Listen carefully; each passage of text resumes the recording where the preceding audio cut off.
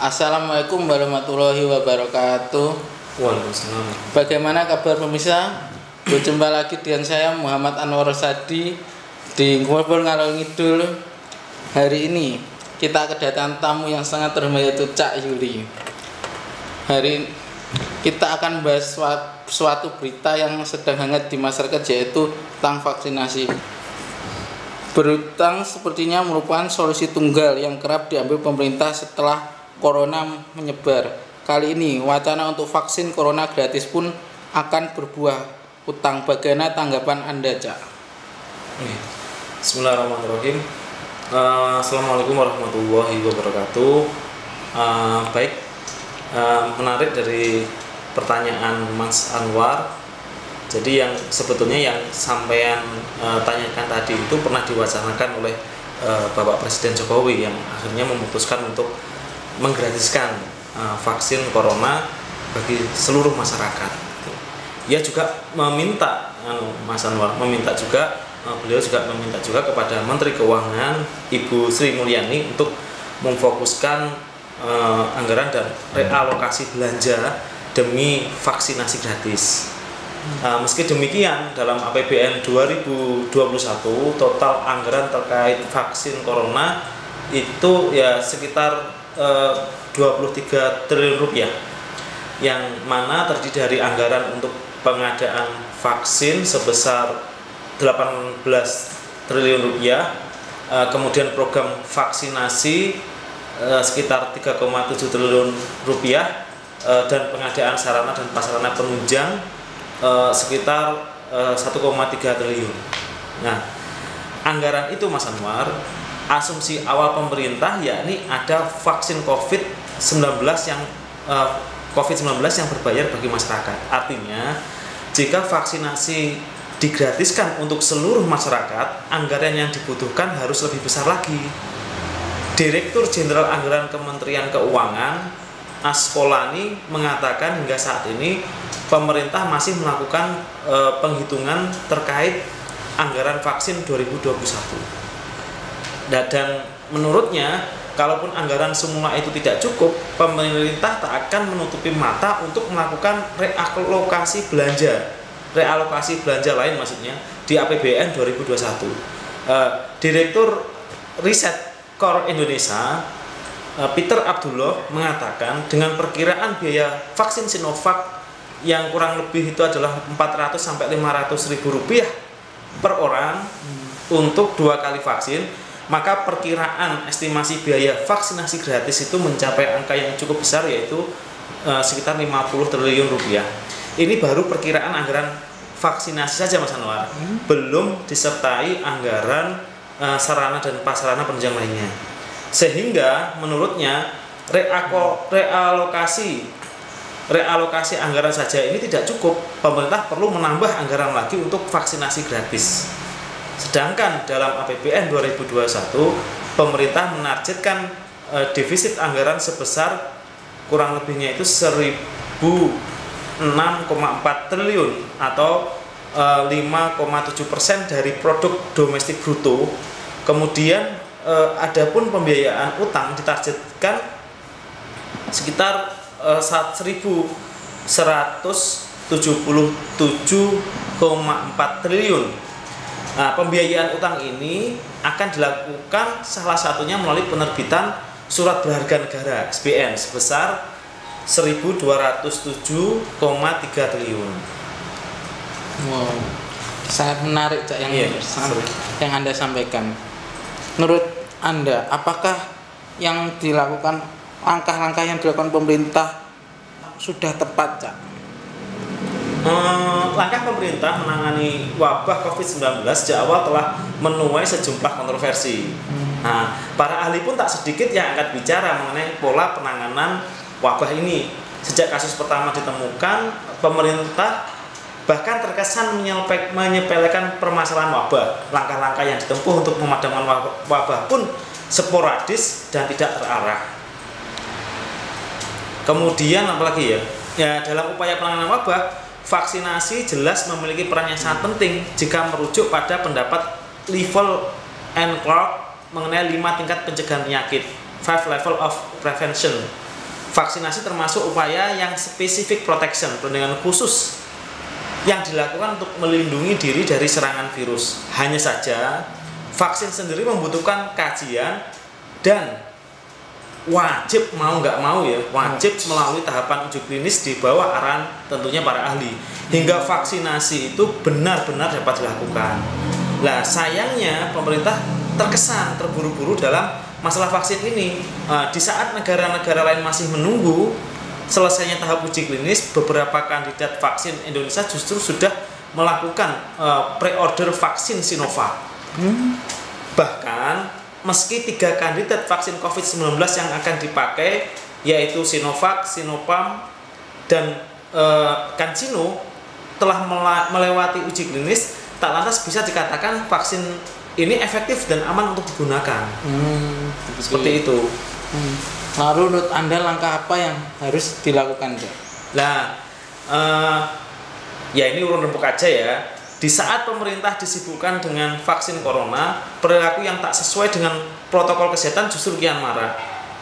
Padahal perilaku 3M memiliki kontribusi untuk meminimalisasi kasus.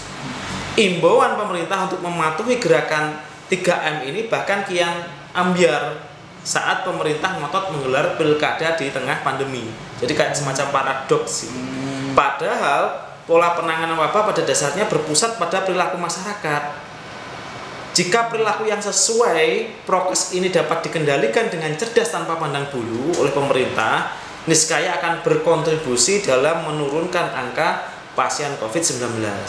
Tapi sayangnya Mas Anwar, sikap pemerintah yang terkesan menerapkan sistem tebang pilih dalam kasus pelanggaran prokes berkontribusi menambah distrust masyarakat pada pemerintah. Alhasil, sikap ini kian menambah parah penanganan COVID-19. Testing, tracing, dan treatment adalah kunci pengendalian prevalensi kasus. Sejak awal, testing yang dilakukan pemerintah hanya berupa rapid test, itu pun berbayar dan tidak akurat secara real time dalam pencatatan data pasien terkonfirmasi COVID-19. Alhasil, untuk melakukan pelacakan kasus baru pun menemui hambatan. Ini tentu berdampak pada upaya tracing dan treatment. Nah, gerakan 3M, yakni menjaga jarak, kemudian menggunakan masker dan mencuci tangan adalah perilaku sehat yang bermanfaat untuk menghindari penularan virus. Sayangnya, cara hemat ini tidak diindahkan masyarakat. Belum lagi solusi karantina wilayah yang sejak awal dipilih pemerintah dengan separuh hati gitu. Alasannya ekonomi pada akhirnya membuat penanganan wabah yang sejak awal ini telah kacau semakin ambyar lagi gitu. Kemudian buka tutup PSBB alih-alih meredam prevalensi, masyarakat justru harus menerima kenyataan hadirnya istilah-istilah baru dalam memasuki era kenormalan baru. Mau tak mau hidup damai berdampingan dengan virus akhirnya juga dijalani oleh masyarakat. Kemudian berikutnya adalah adaptasi kebiasaan baru diterjemahkan sebagai tiadanya virus. Alhasil masyarakat Indonesia harus menerima kenyataan bahwa pasien terkonfirmasi positif terus melaju hingga menyentuh angka 500.000 orang. Corona sejatinya telah mengungkap jati diri sistem kapitalisme berikut para penguasa yang menerapkannya. Masalah kesehatan sejatinya menuntut hadirnya sistem yang sehat dan mumpuni serta pemimpin yang capable dan terpercaya dalam upaya memadamkan wabah sekaligus memadamkan keresahan masyarakat akan wabah. Nah, penanganan wabah berbasis utang yang ditempuh pemerintah kian menunjukkan tabiat asli pemerintah yang kapitalistik gitu. Utang adalah sumber utama pendapatan negara yang mengadopsi kapitalisme selain pajak. APBN yang kapitalistik telah terbukti tak sigap untuk menutupi seluruh anggaran yang dibutuhkan selama wabah. Alhasil, berutang adalah alternatif tunggal yang terus diadopsi pemerintah. Resep IMF dan World Bank ini meski berulang kali terbukti menambah sakit masyarakat, tetap saja dianggap obat oleh pemerintah. Pelayanan kesehatan termasuk di dalamnya vaksinasi memang sudah selayaknya digratiskan. Tapi jika sumber pembiayaannya berbasis utang, tetap saja rakyat yang akan membayar lewat berbagai regulasi dan pajak yang pastinya kian melangit. Belum lagi Mas Anwar, kasus yang biasanya menghiasi layar kaca itu adalah kasus korupsi ya, yang merebak di tengah pandemi ini. Luar biasa. Sudah jatuh ketiban anak tangga ya. Bukan tak beralasan, kasus yang biasanya menghiasi layar kaca itu adalah kasus korupsi ya, yang merebak di tengah pandemi ini. Luar biasa. Sudah jatuh ketiban anak tangga ya. Bukan tak beralasan, tentunya jika ketakutan rakyat akan korupsi di tengah pandemi terulang dalam biaya vaksin gratis ini, sebagaimana korupsi dana bansos COVID-19 yang dilakukan Kemensos. Dua bahaya, corona dan korupsi, sama-sama konya gitu. Lebih jauh lagi, selain gratis, vaksin yang akan digunakan pun harus dipastikan efektivitas dan keamanannya, karena ini kan urusan orang banyak. Nah, ini menuntut pemerintah untuk melibatkan para ahli dalam setiap tahapan uji klinis vaksin hingga keamanannya dapat dipastikan secara ilmiah.